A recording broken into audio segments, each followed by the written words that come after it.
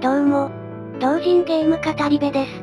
このチャンネルでは同人ゲームを対象に毎回一つのゲームを取り上げ、紹介、考察などしていきたいと思います。同人というジャンルであれば有料、無料にこだわらず様々な作品を紹介していく予定です。フリーゲームも同人ゲームの位置づけにしています。さて、今回紹介する作品はこちらです。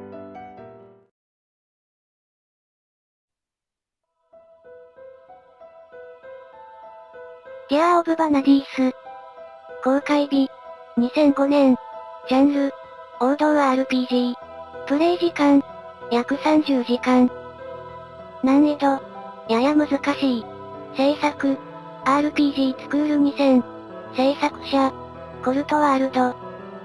当時はスクール作品が有料で販売されることは珍しかった時代で、本作は一度シェアウェアとして公開されました。その後フリーとして公開されるという、通常のフリーゲームとは少し異なった経緯を持っています。では、物語のストーリー解説から行います。序盤のストーリー展開にとどめ、ネタバレは控えますのでご安心ください。物語は空の上から始まります。ロボットでしょうか？あまり平和的な用途に使われそうなものには見えません。そんな予感がしています。知ってた？どうやらこのロボットは他国侵略のために使われる軍事兵器のようです。この連中が機械兵をけしかけていたようです。随分とわかりやすい悪者面ですね。一転してこちらは平和そうな主人公パート。決勝戦に出場する主人公を起こしに来る幼馴染という定番の構図でしょうか。決勝戦に上がったのは主人公ケンクとその友人ラックス。二人とも同じ師匠の下で鍛えられ、この決勝戦に出場するまでに成長しました。では、決勝戦を拝見しましょう。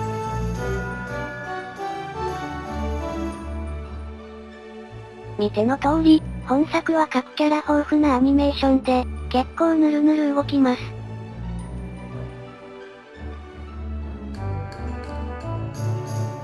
さて、この会話で主人公一同は地上ではなく別の場所に住んでいることが明らかになります。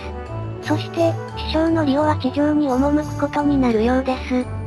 ケンクたちは外の世界を見てみたい思いから同行を希望しますが、経験、能力不足ゆえ拒否されてしまいます。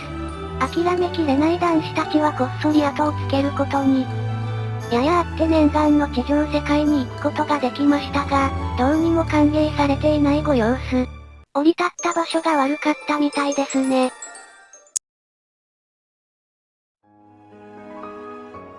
どうにかこうにか地上世界に降り立ったケンクたち。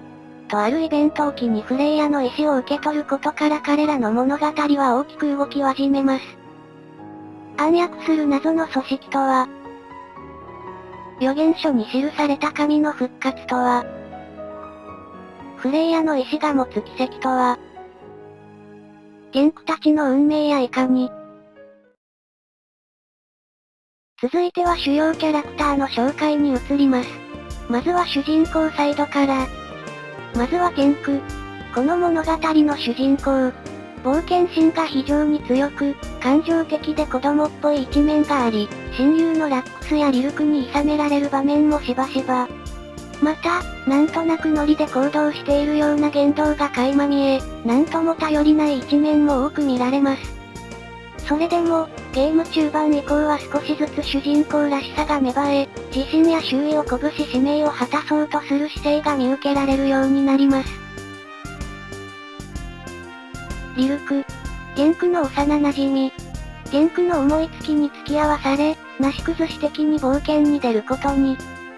序盤こそ嫌々ながら付き合っていた彼女ですが、中盤以降は少しずつ心境の変化が感じられるように。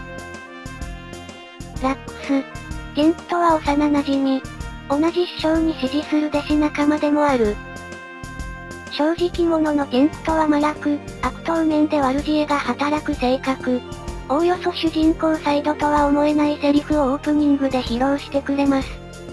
ケンクの思いつきに乗り、冒険の旅に出ることになりますが、開幕から悪党に捕まってしまいます。旅を続けることで彼と再会することになるのですが、敵さんサイドも一部紹介しておきましょう。ダリル・アーゼ。本作屈指のイケメン。幾度となく主人公サイドと敵対し行く手を阻みます。実は本作は敵味方含め、メインキャラよりもむしろ、サブキャラに魅力を感じられることが多いです。ダリル・アーゼもその一人です。詳しくは口述しますが、それが評価点にもつながり、ひいては問題点にもつながることになります。お次は RPG の醍醐味である戦闘システムの紹介に移りたいと思います。上側のゲージがアクティブゲージ。黄色、緑、青の順で増えていきます。黄色になった段階で行動可能となります。威力の高い技であるほど必要量は増えます。青に近い状態になっての行動が基本です。下のゲージが体力ゲージです。必殺技や魔法を使うたびに減っていき、少ないほどパラメータが低下してしまいます。常に満タン近くを心がけましょう。なお、本作には合体技が存在します。必殺技や魔法を使用すると待機状態が発生し、特定の技が待機中だと合体技に昇華されます。通常攻撃も攻撃手段として存在します。通常攻撃は必殺技と違い体力ゲージを消費しません。しかし、威力が低く必ずアクティブゲージが空になるデメリットが存在します。ちなみにゲージが一つも溜まってない状態で攻撃を受けると、通常の 1.5 倍程度のダメージを受けてしまいます。ダメージの低い序盤はまだしも、中盤以降で地味に響いてくる要素なのでゲージ管理には気をつけないといけません。素早く倒したい時は必殺技で撃破。温存したい時は通常攻撃という戦い方が基本でしょう。それと、本作には経験値という概念はありません。戦闘結果に応じて各パラメータが上昇します。戦闘システムの紹介は以上となります。独自システムについても少し語っておきましょう。まずは奥義習得システム。本作では技や術の習得は秘伝書で習得します。主にダンジョンで手に入ります。強力な反面、ただでさえ難しめのゲームなので、取りこぼしてしまうと命取りになる可能性も。救済措置としてゲーム終盤で回収可能ですが、極力回収すべきでしょう。次に評価点システム。戦歴がそのまま獲得ポイントとなり、そのポイントを利用してアイテムと交換することが可能です。もらえるアイテムが完全ランダムかつ、セーブロードを駆使しても結果が全く一緒になるのが最大の特徴。どういうロジックなのか定かではないですが、他ではなかなか見られない思い切った調整だと思います。ここでは本作の評価すべき点を挙げたいと思います。まず評価すべき点はゲームシステムにあります。戦闘システムではクロノトリガーに似たシステムを搭載。しかもこちらは最大3ゲージまで活用できる拡張性があります。戦闘中には移動コマンドを使用することで敵の攻撃を巧みに避けることができる戦略性も秘めています。前述したように合体技も存在します。派手なアニメーションかつ強力な攻撃手段は冒険を彩ってくれるでしょう。必殺技だけでなく通常攻撃も弱中強と存在。それぞれにモーションが用意されております。この豊富なアニメーション数は評価できますね。なお、作者様もクロノトリガーを意識して制作したことは事実らしく、当時の RPG 全盛に影響を受けた一人のようです。わかりやすい王道ストーリーというのも評価点の一つ。典型的な主人公と悪の組織、神の存在、加えて王道ゆえの定番の演出で物語を盛り上げます。伏線がどうこうとかは無縁なので気にしないでください。本作は感じるままに楽しむゲームです。悪く言えばありきたりとも言えるかもしれませんね。と、ここまで評価したい点を述べました。しかしながら、問題点もいくつかございまして。まずはシステム面。画期的な戦闘システムは評価できるものの、悪い点も多い。本作は、強制、シンボルエンカウント方式です。一般的にシンボルエンカウント方式の大きな利点は、敵との戦闘を狙って回避できる、ことにあります。しかし本作では、敵のいるマップ範囲に足を踏み入れた瞬間、強制的に戦闘モードにシフトしてしまいます。よって、先に進むことイコール全ての敵を倒すことにつながるため、残念なことに従来のシンボルエンカウント方式の利点を活かせてないのです。それならそれで、この画期的な戦闘システムを楽しみながら敵を倒せばよいのでは、と思うかもしれませんが、ここにも落とし穴があります。戦闘システム紹介パートで感じた人もいるかもしれませんが、ゲージを長く貯める必要がある仕様になっています。そのためか、味方と比較して敵側の行動が多くなりがち。全体的にこの傾向が強くテンポが悪くなりがちなことは否定できないでしょう。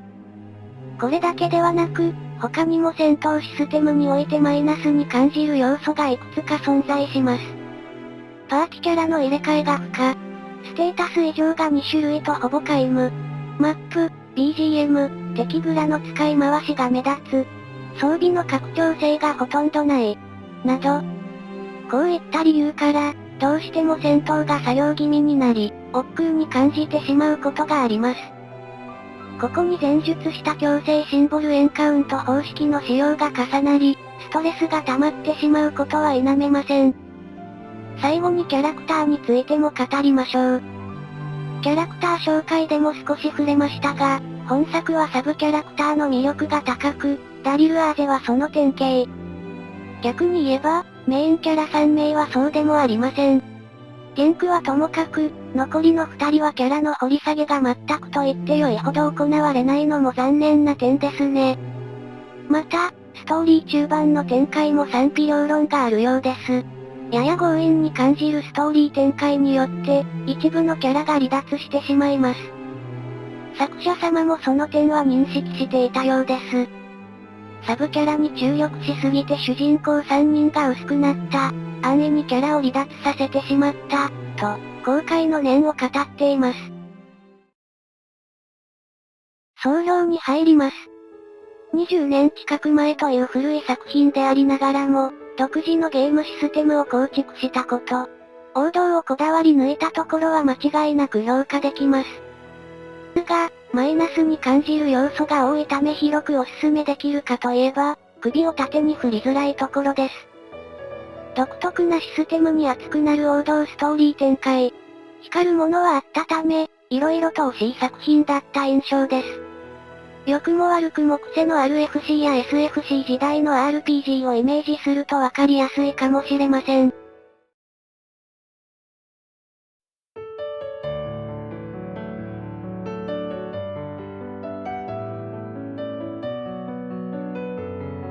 お疲れ様でした。本動画の紹介は以上です。興味を持ちましたら高評価とチャンネル登録お願いします。動画作成の励みになります。ご視聴いただきありがとうございました。